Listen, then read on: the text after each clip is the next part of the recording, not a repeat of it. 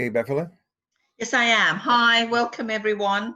Lovely to see you all. I think some of you have enjoyed a wonderful ninth year Congress this weekend. Looked vibrant and exciting, and just so many good things happened, I think. So well done, James. Sounded wonderful. And so today we've got people from Canada, France, South Africa, UK, Brazil, and Portugal. And one thing I do want to say is today James is talking about the hero's journey and the three acts. But next week we've got a wonderful guest speaker, Rachel McCormack, a renowned author, writer, journalist, and presenter on the BBC and Channel 4 television. So don't forget to book for next week. She's talking about points of view and authoring. So we'll be pushing out those notices from tomorrow. So welcome and enjoy. James, over to you. Okay, thanks very much. Yeah, so I believe the next week, next week's going to be a very special day because we're going to have the likes of Rachel McCormack. She's a very old friend of mine. We've known each other for about, I don't know, 25 years, 30 years. So the other day, Bev was asking me for how long I'd known Rachel. I said, well, possibly ever since we're babies. So that dates back a long time ago.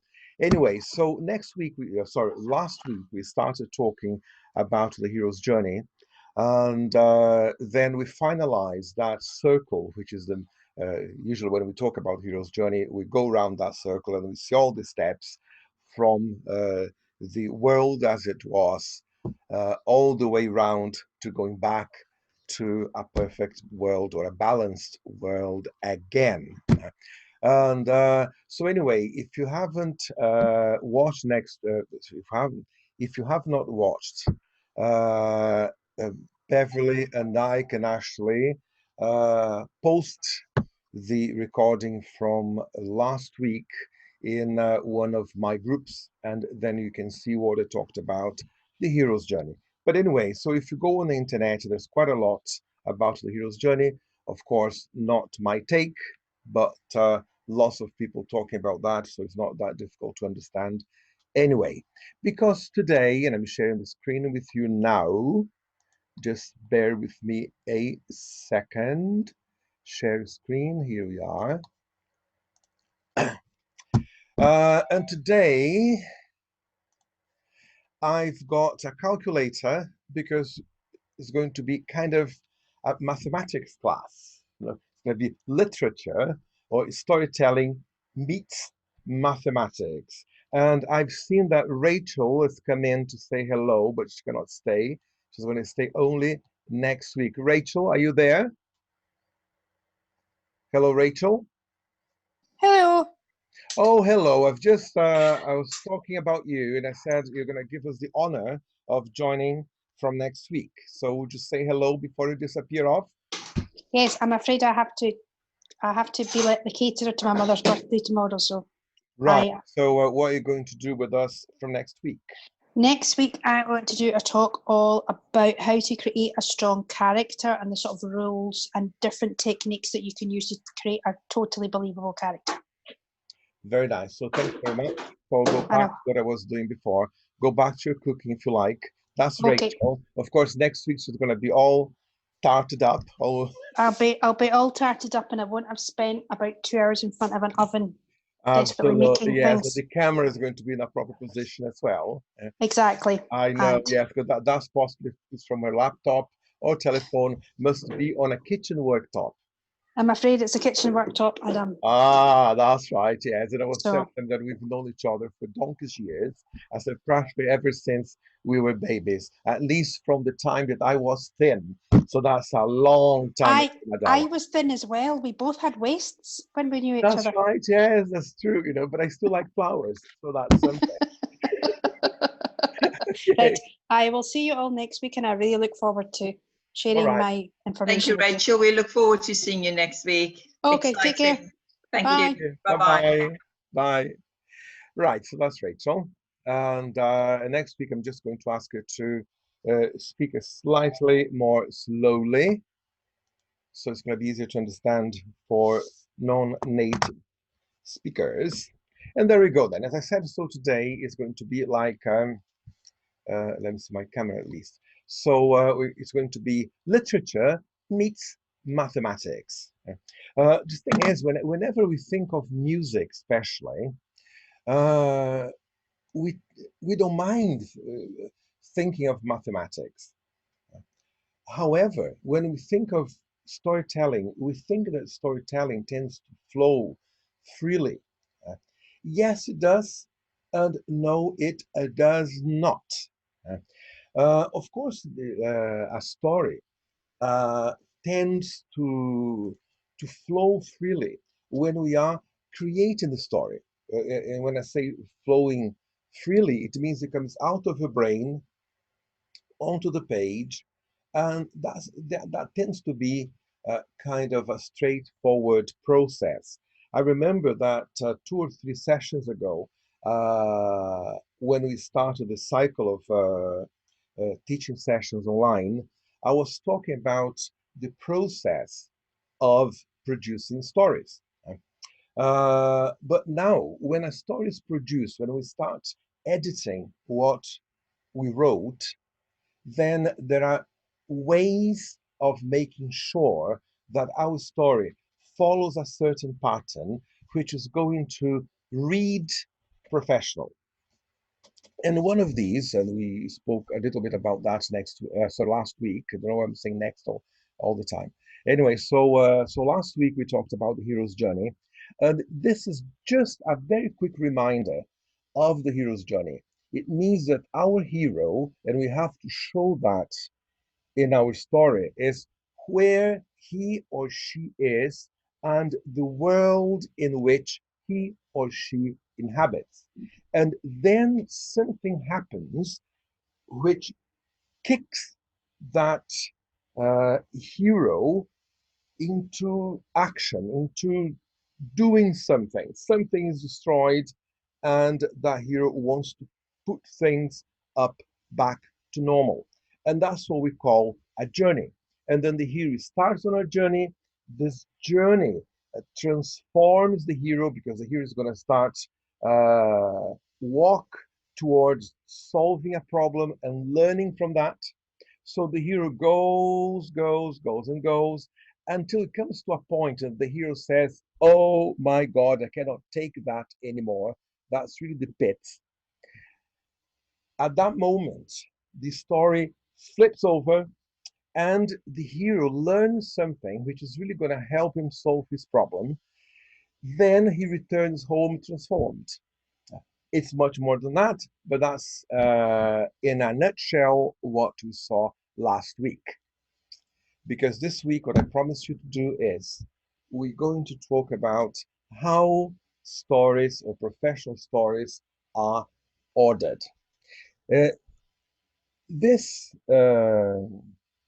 schematics you see in front of you, or this picture you see in front of you, it tends to be very much used when we're thinking of cinema, how to analyze a screenplay. But if you're writing fiction or an inspirational book, which is closed fiction, you can actually use uh, this very same scheme to try, or not to try, actually, you can use this very same scheme. You can use this very same scheme to analyze, to check out, to measure, to see if your story has been well balanced. So I use here the steps of the hero's journey and the 3 acts of a story. Because all stories, and that's not me saying it or Aristotle who said it, but ever since stories are stories, we understand the story because it's a narrative which has a beginning, a middle, and an end. And that's it. So Act 1, this is the beginning of the story. Act 2 would be like the middle of the story, the body of the story. And Act 3 is what leads to the end of the story. I repeat myself here. A story has got to have a beginning, a middle, and an end. And Act 1, Act 2, and Act 3. However, the first thing you can notice here is the size of each one of the acts. So as you can see, the beginning of a story takes up about 25% of the time of the story. And when I say about 25%, if it's, let's say, about 23, it's okay. If it's about 27, it's okay. But it's about 20%, it is not okay. It's too short. If it's about 35%, boring, it's too short again. So it means that the beginning of a story takes about 25% of the number of words, for example, or the number of seconds, if it's a film, of your story. Now, in these 25% of time or space you have to develop your story, 10% is dedicated to the ordinary world of the hero and to the call to adventure. So it means that you have about, that's why I have a calculator here, because here, calculator here. So let's suppose that you have 100 pages. I'm just having 100 pages because it's easy for us to understand, and I don't need a calculator to calculate the thing. But let's suppose if you have 100 pages of a story, it means that you have 10 pages out of the 25 first pages to show your audience or your readers what that world is like. Because whenever we tell a story, we create a universe. And of course, whoever reads our story, whoever sees, watches our story, he or she wants to know what universe we created. And anyway, so we created this ordinary world. So you have about 10%, and that's it. So it means if you want to add things later on in the story, because let's suppose a story starts in London, but then it ends in New York.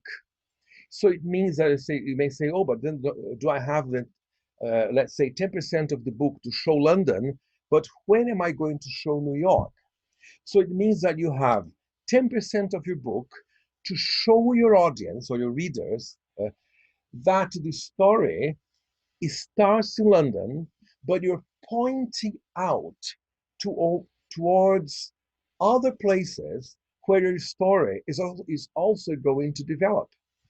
So the audience is going to say, or is going to think, right, this story is taking place in London. However, it is going out of London into other places. So you know that this universe you're creating is not going to be limited to London alone. So you have 10% to show the ordinary world, and if that ordinary world is going to expand into other places, etc., in your universe, everything has got to be there, either explicitly there or implicitly there, but everything has got to be in those 10%. And when you're approaching those 10%, you've got to, or when I say you, actually, it applies to anyone who writes. I should be saying we here. So when it comes to the last few moments of those 10%, you've got, or we've got to create a sequence, a little scene, to create something which shows that something happened within those pages or within those few seconds, which corresponds to 10% of the story, which is going to pull or push the hero into some sort of adventure. We tend to say that the end, or here, the call to adventure, the 10% of the story, is when the first bridge is burnt. It works like this.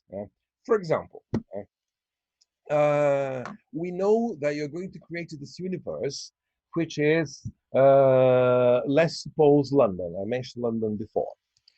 So anyway, so we show our hero in London, but we understand in the story that it's not only London, so the whole universe that you're creating is, let's suppose, London, it's Manchester, and it's Edinburgh in Scotland. So you understand that, but our character is in London, and our character is there with his parents. And this character says, let's suppose that this character's father is a baker. And his father says, well, son, I want you to take over my bakery. And the son says, no, I want to go to Edinburgh because I want to go to drama school. And the father is an immigrant from a very conservative country. And he says, no son of mine is going to be an actor, to be on stage. No way.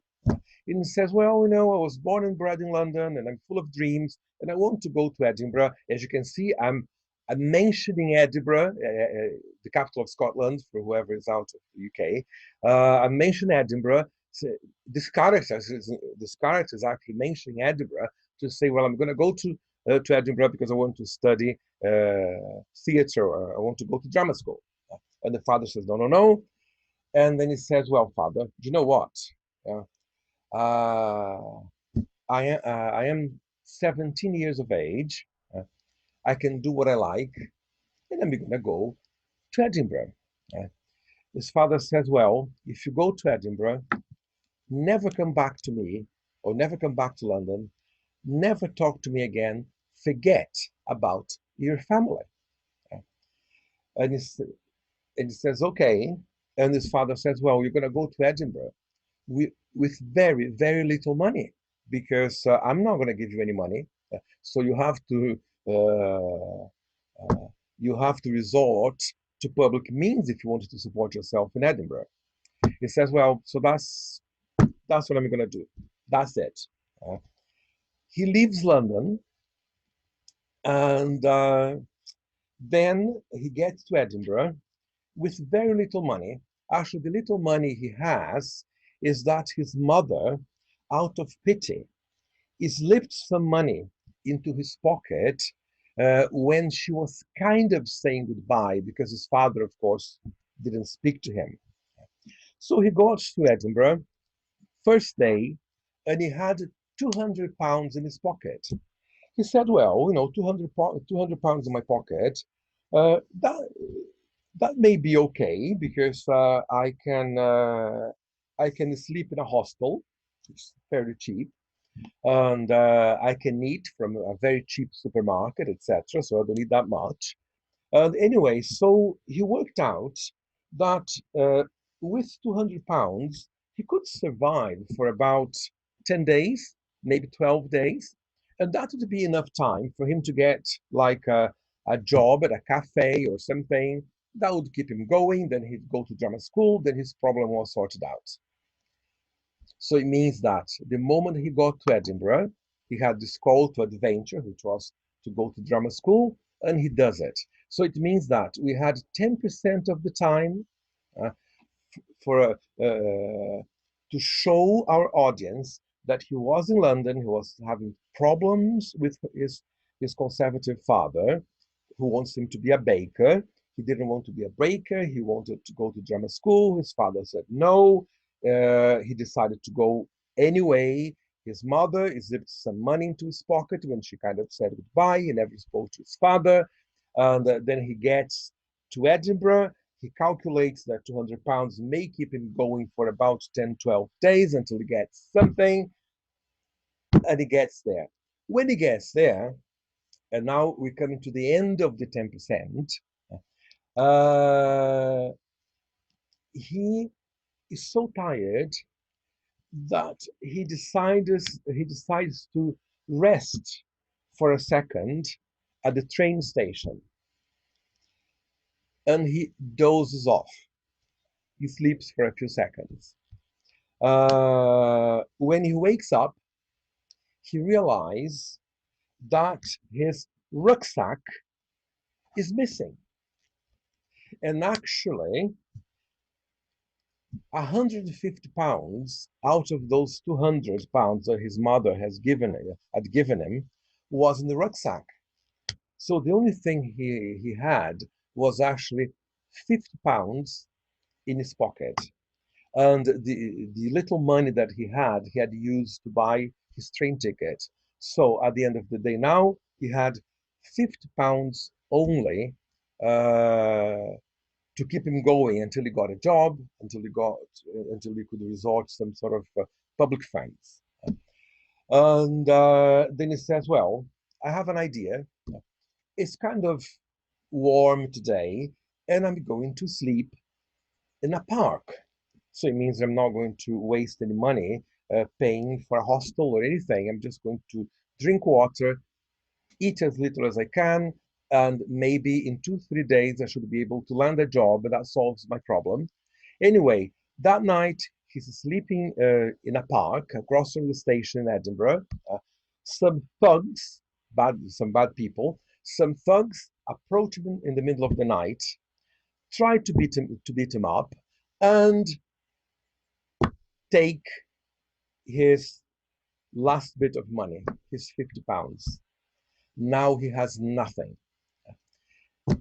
He rushes back to the train station early in the morning. He goes to the ticket window, and then he says, well, look, is there any way that I can actually buy a train ticket and ask someone to pay for my train ticket, let's say in London? And this lady behind the ticket window says, well, yes, there should be no problem. Actually, you can just phone the person, and the person can actually buy your ticket online and pay by credit card. And he says, oh, so that's what I'm going to do. I'm going to ask my family to buy me a ticket back to London because I've done something and I just want to go back home. And she says, well, I can hear you mentioning London several times, and that makes my heart sink. And then he says, well, why is that? She says, well, I don't know if you know, but last night there was this terrorist attack in London, and London was destroyed by an atomic bomb. So that is the end of the call to adventure. We've gone 10% of a story. So it means that at this point in time, our hero cannot go back to London. He cannot go back to his family in any way, because London and his family do not exist anymore. So that's why we say that we burn the first bridge. So now the only way is forward. So that's 10% of the story. And now we've got we're left now 25 minus 10, 15% of the story. In 15% or within these 15% of the story, he's got to go through a period of denial, because imagine yourself in that kind of situation. Your family doesn't exist anymore, your city doesn't exist anymore, you don't have any money whatsoever. Of course, you can still, being in his case, he's in the UK, he can resort to some public funds, but that's going to take a while, at least, I don't know, a day or something. It's very tough, but especially emotionally, he has nothing. So, first thing is this moment that says, well, maybe it's not so bad. Maybe I can go and talk to someone who's going to give me some money and I can still buy a ticket to London. Maybe I can hitch get a lift to London, maybe, etc., etc. But then, as the day progresses, he realized that yes, the UK is in turmoil. It was the biggest terrorist attack in any country ever. So it means that all the offices, all the governmental offices are closed, everything's closed. So there's no way that he can get any sort of support whatsoever. And being such a horrible terrorist attack, nobody knows for how long the UK is going to be in such a turmoil. Then he gets desperate. And then when he's really hungry, just having some water, and he decides to ask someone for a bit of food, this person says, well, yes, life stuff, but people in Scotland are very generous, and I'm also very scared. I don't have very much money, but if you come with me to my house, I can share my dinner with you. So he goes there. He's having dinner with this person, and this person says, "Well, why did you leave London to come to Edinburgh in Scotland?" And he says, "Oh, I decided to come to Scotland because I want to go to drama school. I want to be an actor." And this person says, "Oh, what a coincidence, because I'm retired now, but I used to be an actor." And he says, "Yes, but now I have absolutely nothing." So when he says, "Well, but hold on a minute, I can talk to other actors, and actually, I don't know, you may be able to sleep backstage for a few nights as you start." And he says, "Oh, that's a very good idea."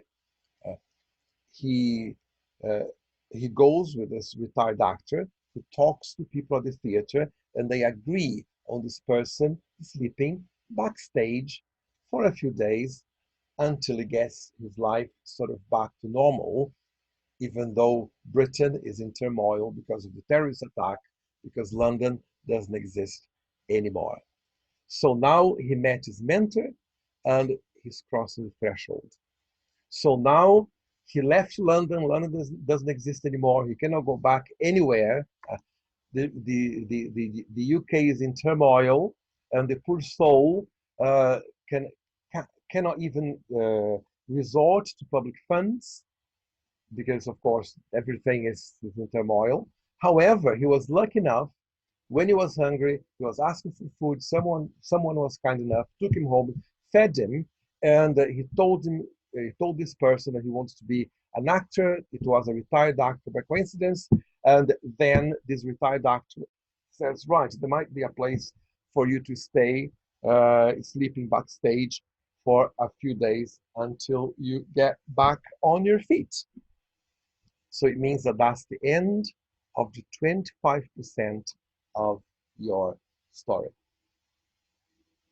So as you can see, it's just like mathematics. Let's suppose it was 100 pages. By now, it would be page 25. And what's very interesting is that at that point, you have this sensation that somehow the story came to an end. Because that's something that happens all the time when we're writing a story, is that at many points we breathe, we say, "Wow, it's really awful what happened to him, but at least now he's sleeping backstage, so he's not going to die." Now I'm just going to go very quickly through the body of the story. So this is Special World. That theater is not exactly what he thought that theater was. Uh, it used to belong to a drug lord, and so he gets involved in drug trafficking. He almost goes to jail. He makes many enemies. Many people want to I don't know, even to kill him because he knows where the drug is.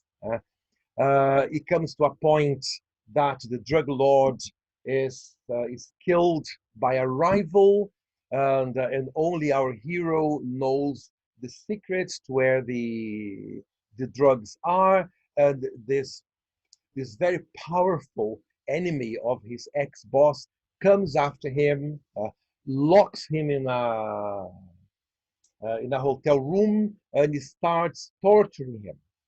So that's the ordeal. It couldn't get any worse. And this new drug lord says, well, look, you have 1 minute to let me know where the key to this safe is, where your boss hid all the diamonds and the drugs. And for us to make sure that you're going to spill the beans, you're going to let us know where the location of the safe is.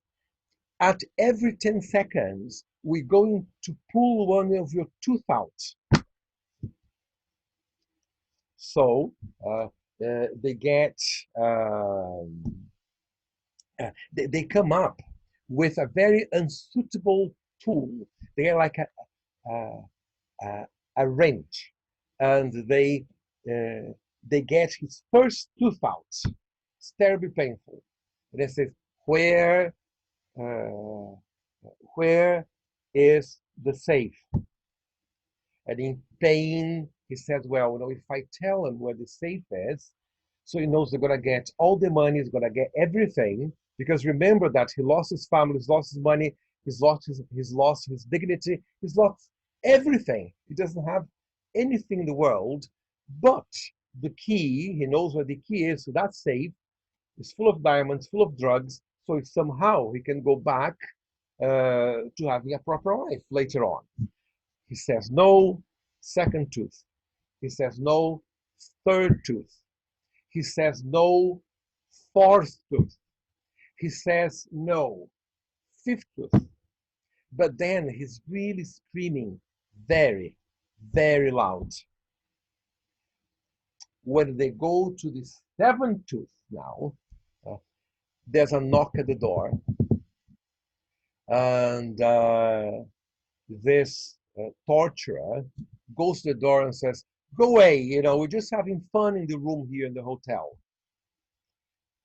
From the other side of the door, they hear a voice which is like, it's not hotel staff, it's the police. So the police barges in, arrests everybody, of course, frees him.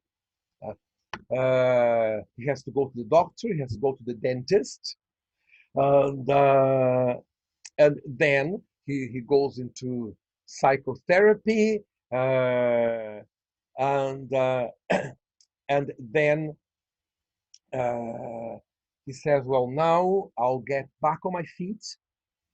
Then I'll go to the secret location where the safe is, collect the drugs, collect the diamonds, and I'm going to resurrect.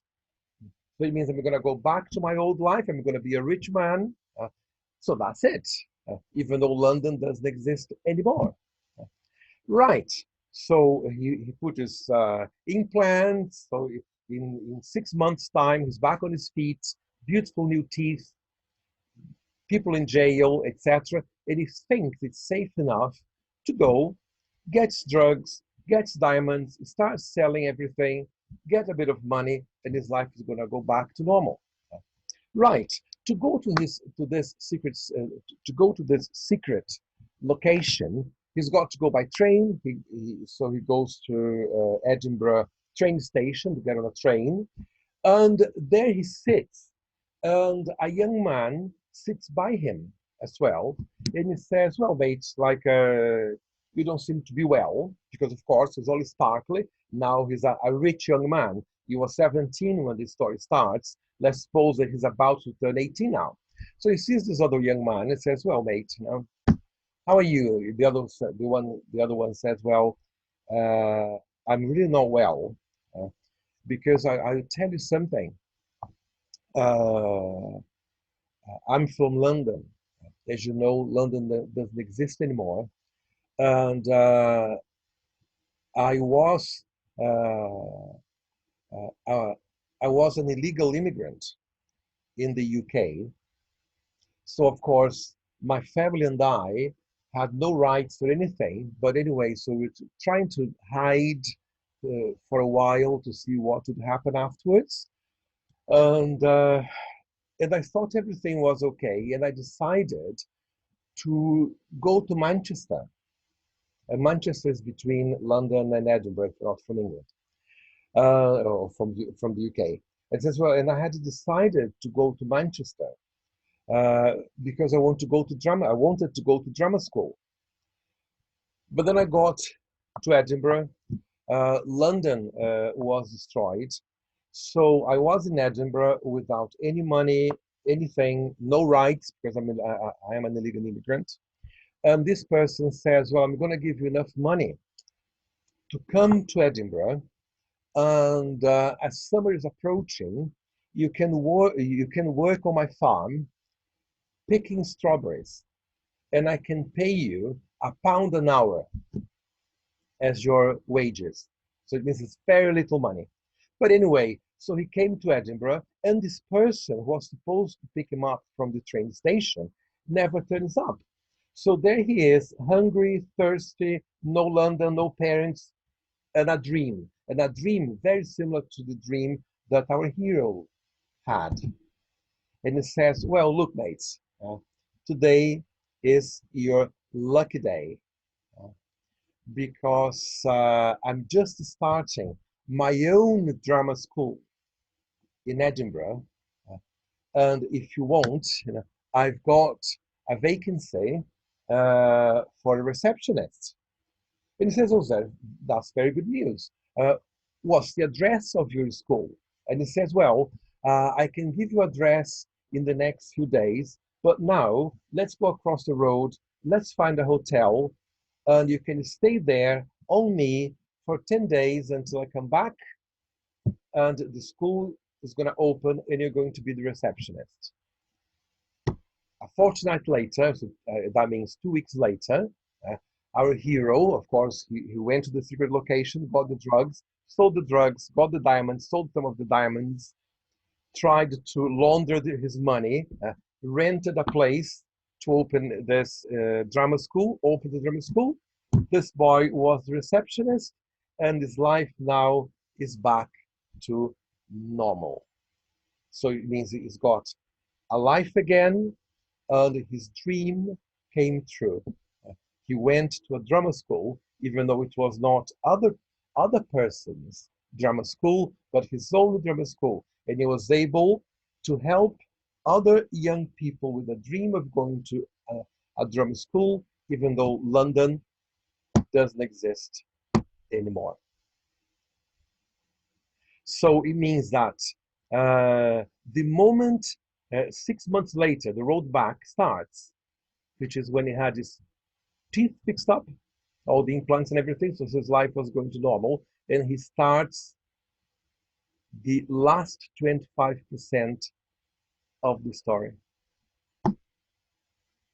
And that's the hero's journey divided in steps, and we have the 3 acts. As you can see, the middle of the story, where he's really involved with these drug lords and all the problems he had, etc., is about 50% of the story.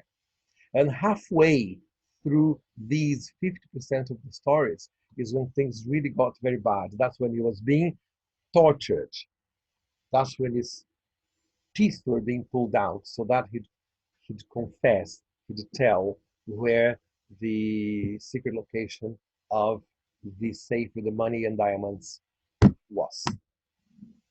Okay, so that's it. So as you can see, when we are writing a story, let me just stop that here. Right. So as you can see, when we are creating a story, not necessarily writing, there are steps we go through, and everything is done and can be calculated with a calculator. Of course, as I said, I was just using 100 pages, so that I'd say page 10, page 25, page 50, page 75, page 99 or 100. However, let's suppose that our book had 347 pages. Now I'm totally lost. So I need my calculator. So if my book is 347 pages long, so 10% is about page 35. 25% I'll have to start calculating because my knowledge of maths is next to nothing. Divided by 4, 347, 347 divided by 4 is about page 86, page 87. So that's 25% of the story. Now, if I go to page 347 divided by 2, so page 173, 74, that's the middle of the story. That's the ordeal. That's when we're gonna come across that scene in which teeth are being pulled out. So as you can see, everything can be calculated. So you know, like how many words, and I know that different countries, they count how they write in different ways. I like to think of producing a story based on the number of words. But it could be like number of pages. So it means that if it's 100,000 words, you've got about 10,000 for the 10%. Then you have 25,000 for 25%, so on and so forth. It doesn't matter the way you measure these things, but it means that stories, they have metrics.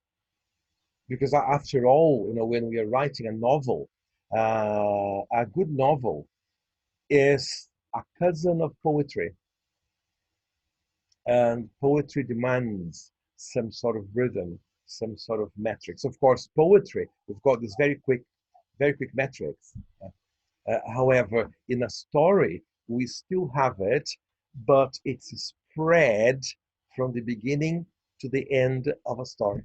So basically, when we are checking if all our most important points are in our story, we've got to think like 10% end of the world. Really, you cannot go back anymore. Towards the end of the 10% of the story, the hero cannot say, oh, sorry, I should not be here. I'm going to go back. And the hero can go back and everything's fine. It's not a story. This is actually a huge challenge to writers or to creators of stories. Because usually we get so attached to our characters, then we say, well, but maybe that part of London where his parents lived, maybe it wasn't destroyed. It's not a good story. Because if there is a chance, a very slim chance of his going back to life as it was before, he's not really chucked into adventure. A good adventure is when we go and we cannot come back. That's why the hero's journey is like a circle. To go back to a world similar to the one we had at the beginning of the story, we've got to go full circle. There's no going back. And in the story, we create these flipping points, or these points in which we really glue our hero to our story, and there's no going back whatsoever. Good. I've got a few seconds, I've got a few minutes now to answer some questions. There we go. I was asked a question, James. She typed, yes. Vera, and she said, is it possible for us to have more than one crossing the threshold? No. Per story is one threshold. There's one threshold per story. Actually, there's one thing I say all the time. is that a story is a story, another story is another story. So if you have two thresholds, you have two stories. And by the way, there's no problem whatsoever. You may write two stories with the same character, so you have two thresholds. Another question. Then, and Andre, as I don't know, Andre, do you want to ask your own question, or are you happy for me to read it? You can read it, please. Okay. Thank you. Is the ordeal the worst and darkest moment in our hero's journey? I asked this before. I see a lot of time, an even worse accident around the end of Act 2, the roadblock. Yes, the ordeal. The thing is, what we have to understand is that a story flows. It's just like, for example, the end of the 10%. He started when he got to Edinburgh, and then he thought he had the money. His money was stolen. He decided to sleep in the park. His money was stolen again by the thugs. He goes back to the train station. He goes to the ticket window. The lady says, yes, of course, you can get someone to buy his tickets from London, but London does not exist anymore. So it means that it's not like one single thing, but it's like a set of things, a set of circumstances, as we say, that represents the end of the 10%. So the same thing about the ordeal. The ordeal is not that like people are pulling his teeth out, the police barges in, and that's the end of his problem. It's not. The only thing that happened is that he was being tortured, and now he's going to be taken to a hospital. His teeth are going to be seen too, but as I said, it was 6 months later. So it means that actually he had some sort of normal life again, some sort of normalcy, something like 6 months after that day in which he was being tortured. See, so it means it takes a while between the ordeal and the reward. And at times when we have the reward, it's another battle. Because, for example, in our case, as I had very little time here, but if I wanted to expand this story, it means that he knew the secret location of the safe with the money and diamonds. But just because you know the secret location doesn't mean that people are not after you. So you cannot simply, get up and go. You've got to be very careful. So between the day that he left the hospital with his teeth implants and taking antibiotics, to the day that he plucks up enough courage to go after his money and diamonds, is going to take a while, and he's going to suffer. And in a way, it could be kind of an awful ordeal again, because he could be being followed. So there are many things, So it may not be so easy to go get hold of the money and diamonds in this secret location. You see, but everything is there. Another question? I have one. I mean, it's nice to think of writing and authoring in numbers, but when you think about it and you're just writing a story, being creative, planning it, etc., you obviously don't have the page counts in mind. So I'm assuming, no, not at all. Yes. So it happens in the edit that you create this balance in the 3 acts. Is that correct? Absolutely, yes. When the thing is that in a story,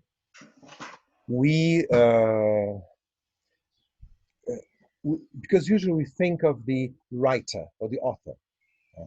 You're authoring a story, you're creating a story. All this is the very glamorous side of writing. So much so that when we go to parties or something, people say, "Oh, do you know what? I'm a writer." Or some people say, "I don't know if you know, James, but I'm a published author." They love to say that. Yeah. However, this is one side of the story, because nobody is just a writer.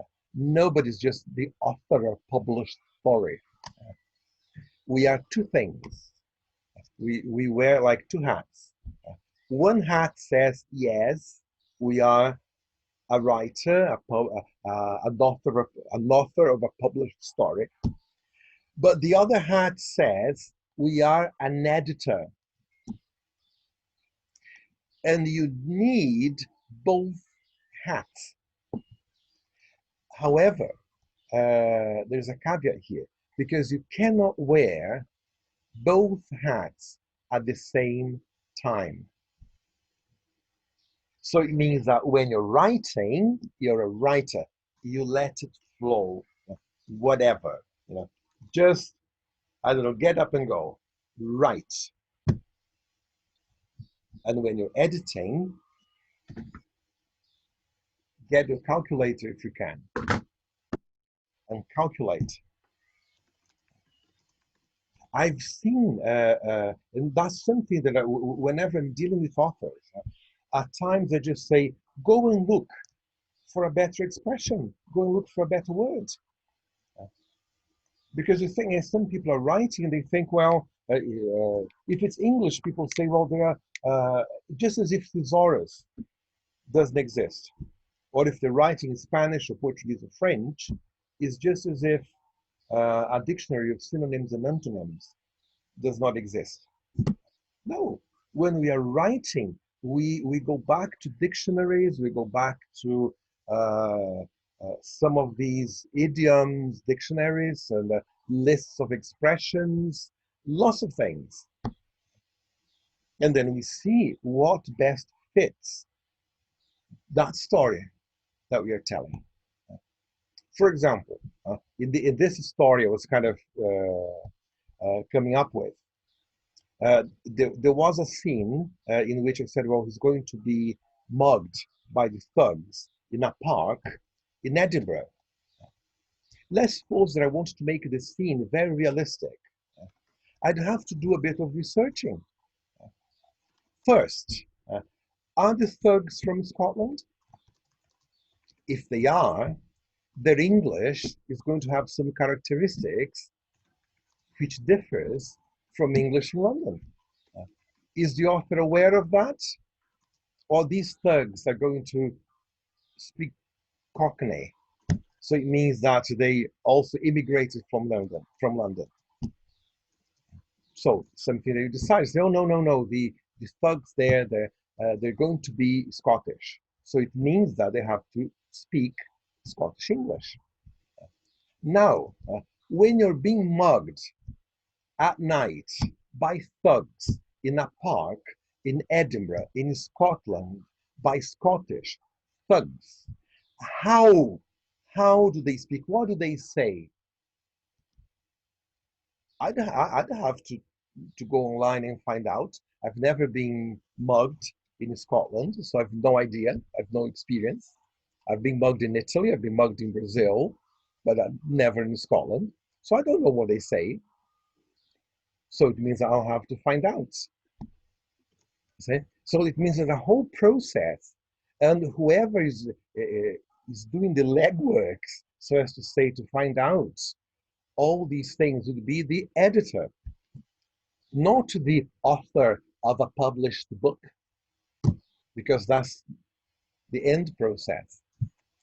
You need the editor to go and do the research and learn how to do it and make it as real as possible.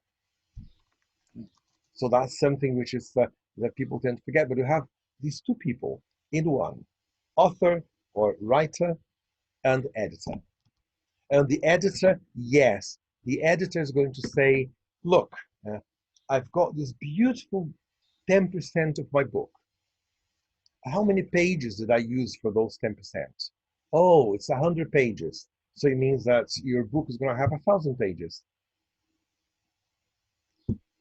So you get an idea there. And one thing is, in theory, it sounds very easy, but in practice, it's a nightmare. Because let's suppose that we have a story that's stretched for about 347 pages. But I realize that the wonderful 10% of my story stretches to 47 pages. Now I have a choice. Am I going to cut parts of the beginning of my story? Or am I going to prolong other scenes in my story to balance things out?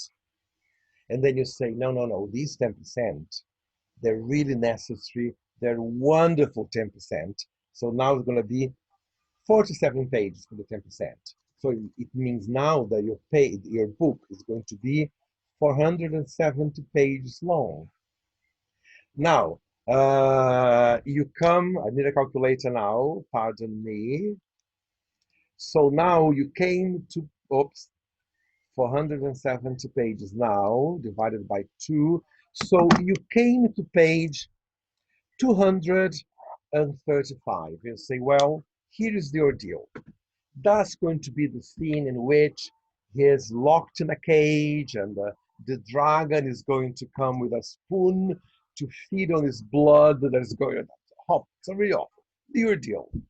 Then you say, well, you know, yes, so page 235 now of the new, use a different measure stick now because he added a few pages, so everything added. Page 235, is right, so the dragon is here, and he's in this cage, he has a cut, and the dragon decided to drink his blood by collecting his blood uh, in a teaspoon. Then you think, well, the image is kind of really unnerving because you've got this dragon drinking his blood, dripping from his forehead in a teaspoon. It's kind of comedy now. So it's going to take a long time, but the image is good. So I'm going to leave that there. But is that a real ordeal? Really? It's terrifying, yes. Yeah. But the dragon is just drinking the blood that's coming out of that wound. You see, however, I'm going to write a few pages about that in which he's going to reflect about how horrible life is to the point that in your life that you get stuck in a cage with a dragon spoon feeding himself with my blood. So it's a terrible thing. But the ordeal is going to be when the dragon says, well, you know, I've been tasting your blood for the past 2 days and I love it. So you're not going to die. I'm going to tie you by the legs in my cave, and I'm going to feed you uh, with water and food, and I'm going to keep this wound open so that I can drink your blood for the rest of my life. So now it's getting very bad. And you may say, wow, I created the ordeal. But that's now page 185. So it means those 10% are not page 47 anymore. The 25% is not going to be 47 plus 47. It's something else. So the whole balance of the story changed. Now you may say he's in the cave, he's tied upside down, the dragon is feeding him, he's feeding the dragon, and you say, right, that's your deal. And then one day the dragon comes in and says, you're losing weight. And I know why. Because you have been wasting the food that I'm giving you. And the dragon comes out with a cork and says, from now on, you're not going to go to the toilets, not to use the word shit yourself. So you're not going to shit yourself anymore. So I'm going to use a cork there. So you may say that's the ordeal. It couldn't get worse than that. You see? So now, but it's page 293. So it means that the moment something happens there, you come to the end of that ordeal, you need another 295 pages to end your book. So balance things out is not as easy as it seems in theory, because if you add something here, it reverberates through all your story. Then you have to cut, add, cut, add, cut, add, cut, add, until things are more or less balanced. One last question. Andre had one last question, which Yeah. was, can he plan for that? If he does his planning in the beginning, can he prevent the problem if he plans really well? No, no. Unfortunately, that's why we need a writer and an editor in ourselves. There's in storytelling, there's quite a lot of planning, and the possibility of your exact plan panning out is virtually zero, because creating a story, coming out with a story, is very creative, and creativity knows no bounds. You see? So it means that, yes, you have to let it go and you have to balance things out later. That's the way it is. So much so, and I can tell, just finished this afternoon, I got an email from a consortium. It means a group of publishers, and they said, James, could you create, of course, with technicians, like IT technicians, a computer program or an app in which people fill in the information and it comes out with a story, because they are so desperate for good stories, and like some stories that they can order. And I said, no, I said, that's totally impossible. And they mentioned that because they had seen me doing this. And they said, well, no, but you've got all your calculations there. Can't you calculate the story? I said, no, my darlings, no. When you see me with a calculator in my hand, this story is kind of all spread out in front of me. What I do is I balance things out. There's no way it can be the other way around.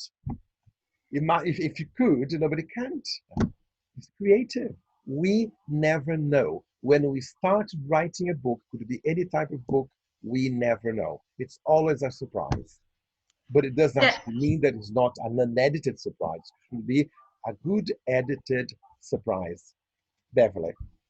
Yes, I'm just saying we're out of time. We gave a bonus 5 minutes, and there were some more questions. If you have more questions, James can answer them next week. But as you know, we've got the lovely and inimitable Rachel McCormack with us, and she sounds like she's going to be delivering a really interesting talk on characterization and points of view.